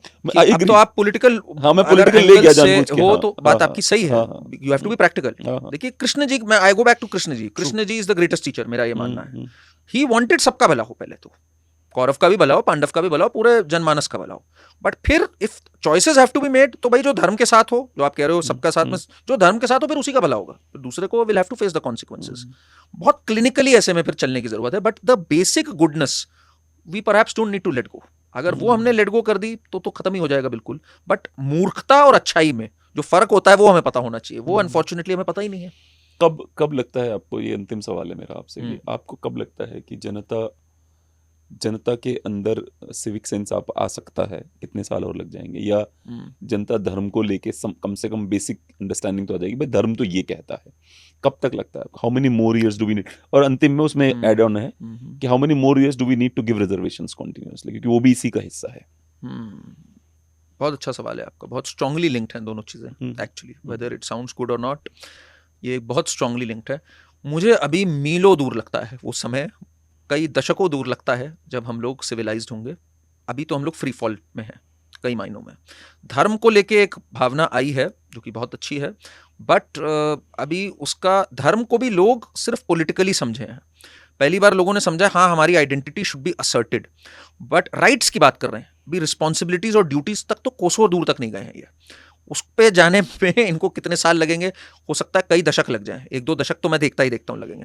जब वहां जाएंगे तब आई थिंक एक समय आएगा जब ये विल थिंक अबाउट रिजर्वेशन को कोई टच नहीं करेगा अगले 20-25 साल, बिकॉज सबको अपनी पॉलिटिक्स चमकानी है। तो we are bound in a very bad system. इससे निकलते हुए ये मैं वही कह रहा हूँ ना, पीढ़ियां दर पीढ़ियां निकलेंगी। एक जमाना था 1950-60s में जब आरएसएस वालों को ऐसी गंदी नजर से देखा जाता था, संगी हैं, अछूत हैं बिल्कुल। आज उनका रिवाइवल हुआ फाइनली। 60 साल लग गए, कितनी पीढ़ियां खप गई, बट आज हुआ उनका रिवाइवल। आज लोग समझ गए कि भाई सच्चाई तो यही है, ऑल सेड एंड डन। सांस्कृतिक विरासत और cultural nationalism has a place. ऐसे ही एक दिन इसका समय आएगा, पता नहीं हम और आप होंगे कि नहीं होंगे, बट अभी बहुत दूर है इससे। फ्री राशन तो बंद हो जाएगा ना, रिजर्वेशन मान लो, चलो कोई बात, ये तो बंद करो जो अभी शुरू किया तुमने।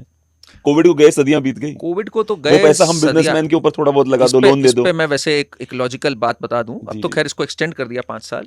ये सुप्रीम कोर्ट के एक ऑर्डर से आया है जो फ्री राशन आया है, लोगों को पता नहीं है। 2012 में सुप्रीम कोर्ट ने कहा कि हमारे जो FCI के गोडाउन्स हैं, फूड कॉर्पोरेशन इंडिया के गोडाउन्स, उसमें इतना राशन पड़ा सड़ रहा है, इसको स्टेटमेंट को आप देखना, डिस्ट्रीब्यूटेड फॉर फ्री।